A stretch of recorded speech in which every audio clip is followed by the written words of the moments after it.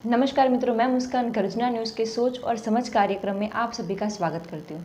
आज हम बात करेंगे हैप्पीनेस के बारे में। भारतीय संस्कृति मानव को क्या क्या पुरुषार्थ करना चाहिए वो बार बार सहजता से दर्शाती है। धर्म, अर्थ, काम और मोक्ष ये 4 पुरुषार्थ हैं। धर्म को सबसे आगे रखा गया है।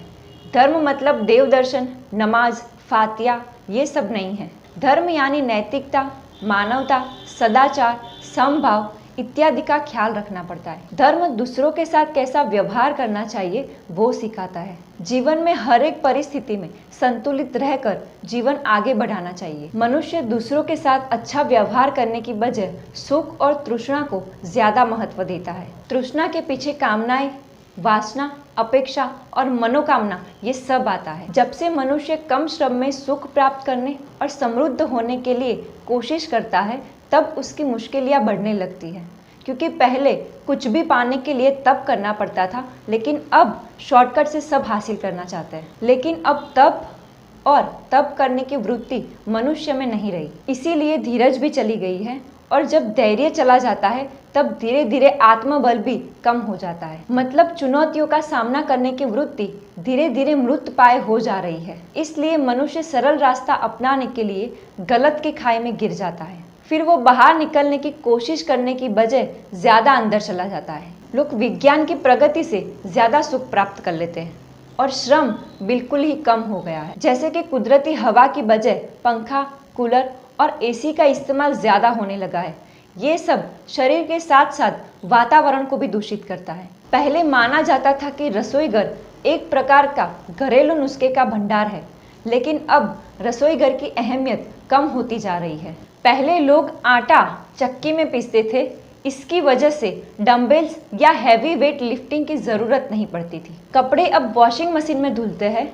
आटा और खाना वो भी अब बाहर से आने लगा है। अब ऐसी सामग्री मिलती है जिससे आप कुछ भी इंस्टेंट बना सकते हो, जिससे शारीरिक या आर्थिक नुकसान अवश्य होता है। मनुष्य स्वावलंबी से परावलंबी होने लगा है और धीरे धीरे चलने की आदत भी कम हो गई है। मनुष्य अब दृढ़ता से मानता है कि सिर्फ और सिर्फ धन ही दुनिया के सारे तालों की चाबी है। धन से मान, सम्मान, प्रतिष्ठा, बिना तकलीफ के जीवन गुजरता है। जैसे जैसे धन बढ़ता है वैसे वैसे जीवन समृद्ध बनता है, लेकिन संतुष्टि नहीं मिलती। इसलिए इंसान धन प्राप्त करने के लिए कुछ भी कर सकता है, चाहे वो धन गलत तरीके से ही क्यों ना आए। माना जाता है कि ईमानदारी से कमाए हुए पैसों से सिर्फ और सिर्फ 2 वक्त की रोटी निकल सकती है। इससे मनुष्य में परिग्रह की वृत्ति बढ़ती है। परिग्रह से भ्रष्टाचार, अनैतिकता, आलस, प्रमाद, काम चोरी, कर चोरी, बहानेबाजी, हरामखोरी बढ़ जाती है। कामना और वासना क्षणिक सुख की प्राप्ति करता है। पीछे बहुत सारी मुश्किलें आती है, लेकिन शुरू में पहचान नहीं होती। लेकिन जब पहचान होती है तब आश्वस्त करने के लिए कहते हैं कि गत जन्म में कुछ दुष्ट कर्म किए होंगे, या तो फिर अल्लाह ने हमारी बंदगी कबूल नहीं की है। लेकिन ये सब बातें अपने आप को धोखे में रखने जैसी बात है। सभी तकलीफों का मूल तृष्णा, महिच्छा और कामना है। काम क्रोध को निमंत्रित करता है और क्रोध मूढ़ता लाता है। मूढ़ता स्मृति को नष्ट करता है और स्मृति नष्ट होने से बुद्धि भ्रष्ट हो जाती है, और बुद्धि नष्ट होने से मनुष्य का पतन होता है और संयम का अभाव मन को भ्रष्ट करता है। आज का मनुष्य सुख का उपासक नहीं बल्कि गुलाम होता है। अभी तक मनुष्य समझ नहीं पा रहा है कि सही सुख कहाँ है। दुनिया बिगड़ी हुई नजर आती है, लेकिन ये नहीं देखते कि उनको बिगाड़ने वाला कौन है। मनुष्य अपने आप बिगड़ता है। मानव के जीवन में सभी दुख स्वनिमंत्रित होते हैं। वो कभी भी सुख की लालसा का त्याग नहीं करता और आभासी सुख के पीछे भागता है और उसी को ही सर्वस्व मानता है। इसी कारण वो ध्रुत राष्ट्रत्व दृष्टि में धारण करता है।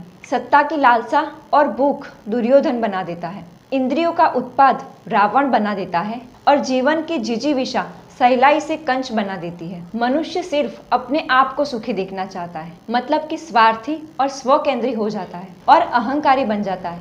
कुदरत से दूर होकर घर की 4 दीवारों में कैद हो जाता है। मानवी का मन अस्थिर और कायर बनने से उसका दुख और दर्द बढ़ने लगता है और धीरे धीरे सत्य, शालीनता, समभाव इत्यादि से दूर हो जाता है। आखिर दुख क्या है? अपने हिसाब से कोई काम नहीं होता, और अपनी कोई धारणा परिपूर्ण नहीं होती, अपेक्षा और तृष्णाओं बाकी रहती है, यही दुख का मूल कारण है। आशा करते हैं कि अनिष्टों को सहने की क्षमता और दुष्ट वस्तुओं का वियोग खत्म हो तो सुख अपने आप महसूस होगा। धन्यवाद।